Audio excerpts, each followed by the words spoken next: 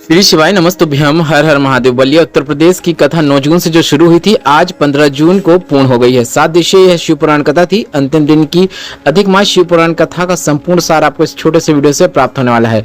आज के इस वीडियो में आपको यह जानकारी मिलेगी। साथ ही 16 जून गुरुजी पंडित प्रदीप मिश्रा जी का विशेष जन्मदिन है। इस विशेष जन्मदिन पर गुरुजी से जुड़ी कुछ विशेष जानकारियां भी हम आपको इस वीडियो में बताएंगे। साथ ही गुरुजी ने आगामी 3 शिव पुराण कथाओं की जानकारी दी है, वह भी आपको इस वीडियो में बताने वाले हैं। अगर किन्हीं कारणवश आपने 15 जून 7वें और अंतिम दिन की बलिया की श्री अधिकमास शिव पुराण कथा का श्रवण नहीं कर पाए हैं तो पूरी कथा का रास्ता तो आपको इस छोटे से वीडियो से प्राप्त होने वाला है। बढ़ते हैं कथा की पहली विशेष जानकारी की ओर। कथा शुरू होते गुरुजी ने कहा, पहले के समय में लोग जब यात्रा करने जाते थे या फिर किसी तीर्थ में जाते थे तो वे अपने साथ कपड़े लेकर जाते थे, खाना या भोजन बनाने की चीजें लेकर जाते थे, बर्तन लेकर जाते थे, बिस्तर लेकर जाते थे। पर आज के लोग सिर्फ अपने जेब पर नोटों की गड्डी को लेकर जाते हैं और इससे वे सब कुछ प्राप्त हो जाता है। उसी तरह जीवन की आप यात्रा कर रहे हो, परिवार की आप यात्रा कर रहे हो, तो आपको अपने मन में शिव नाम की गड्डी बनाकर रख लेना है। बिना दिक्कत के आप पार हो जाओगे, यह निश्चितता है। बढ़ते हैं आज की शिव पुराण कथा की दूसरी विशेष जानकारी की ओर। गुरुजी ने बताया कि भृगु ऋषि जिस भूमि में आकर तपस्या करते हैं, भृगु ऋषि जिस भूमि में आकर भगवान की भक्ति में डूब जाते हैं, वह बलिया की भूमि साधारण नहीं हो सकती। बढ़ते हैं आज की शिव पुराण कथा की तीसरी विशेष जानकारी की ओर। शिव पुराण की कथा कहती है, एक मानव के 4 जन्म होते हैं। माता के गर्भ से जब वह बाहर आता है तब उसका पहला जन्म होता है। जब उसका विवाह होता है तब उसका दूसरा जन्म होता है। जब माता या पिता बनता है तब उसका तीसरा जन्म होता है। और जिस स्थान पर बैठकर वह भगवान की प्राप्ति कर लेता है वहां उसका चौथा जन्म होता है। इसलिए जो भी महान पुरुष हैं जो किसी स्थान पर बैठकर सिद्धि प्राप्त कर लेते हैं तो वही उनका जन्म स्थान भी कहलाता है। बढ़ते हैं आज की शिव पुराण कथा की चौथी विशेष जानकारी की ओर। गुरुजी ने कहा, हमें कल पता चला बलिया में मेडिकल कॉलेज बन रहा है, भृगु ऋषि का एक कॉरिडोर बन रहा है। यह सब दयाशंकर जी के कार्यों से ही संभव हो पाया है, जिसके लिए हम उनका आभार व्यक्त करते हैं। बढ़ते हैं कथा की 5वीं विशेष जानकारी की ओर। कल है 16 जून, गुरुजी पंडित प्रदीप मिश्रा जी का जन्म दिवस है। इस विशेष अवसर पर आप सभी गुरुजी पंडित प्रदीप मिश्रा जी को शुभकामनाएं कमेंट बॉक्स के जरिए जरूर भेजिएगा। कमेंट बॉक्स में आप गुरुजी से जो कहना चाहते हैं, हैप्पी बर्थडे या जन्मदिन की शुभकामनाएं जिस प्रकार से आप लिखना चाहते हैं वह जरूर लिखें। इसके साथ ही आपको बता दें, सीहोर कोबरेश्वर धाम अगर आप आ रहे हैं, गुरुजी का जन्मदिन मनाना चाहते हैं तो आप सभी आमंत्रित हैं।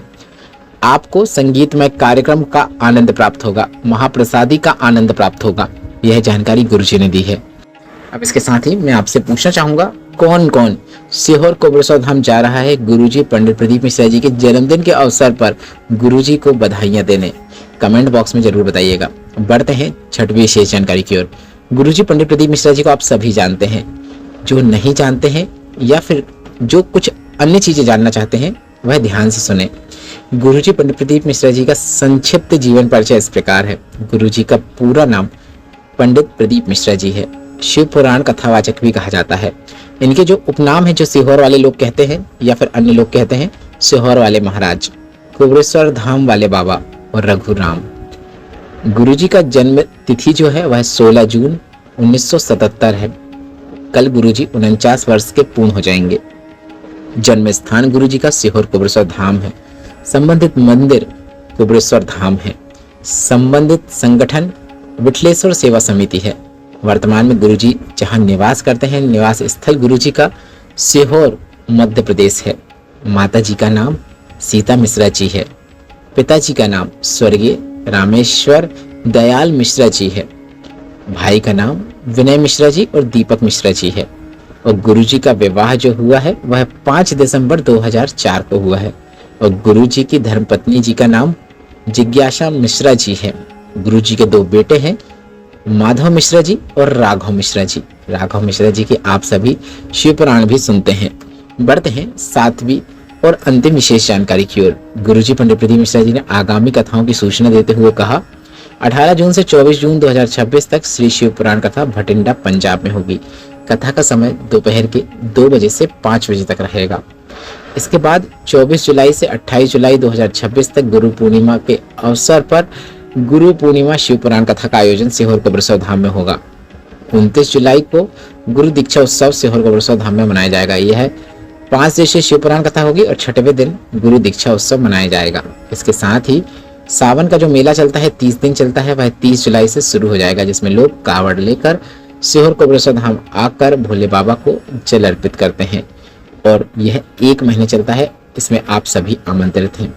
अब गुरुजी पंडित प्रदीप मिश्रा जी ने इस शिव पुराण कथा में कई उपाय बताए हैं, जिसमें से आप कुछ उपाय करना चाहते हैं जो आपने इस शिव पुराण के दौरान सुन नहीं पाए हैं, तो हम आपको बता दें। जो कल गुरुजी की शिव पुराण हुई थी उसमें गुरुजी ने एक विशेष उपाय की जानकारी दी थी, जो काफी अच्छा सरल और आसान उपाय था, जिसे आप कभी भी किसी भी दिन कर सकते हैं।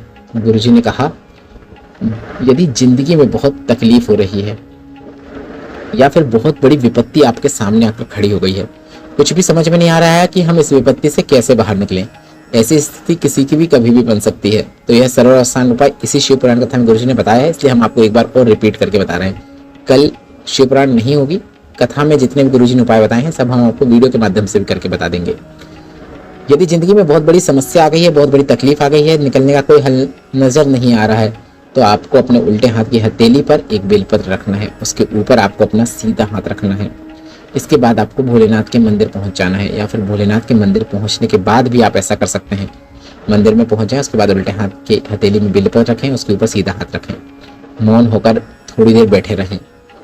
मन ही मन बाबा से अपनी जो भी समस्या है, जो भी परेशानी आकर खड़ी हो गई आपके सामने, अब वह कुछ भी हो सकती है, धन प्राप्ति या कर्जे की, या फिर कोई फाइल आगे नहीं बढ़ रही है, या कोई मनोकामना पूरी नहीं हो रही, जो भी आपके जीवन में समस्या है उसको आप मन ही मन भोलेनाथ से बोलिए।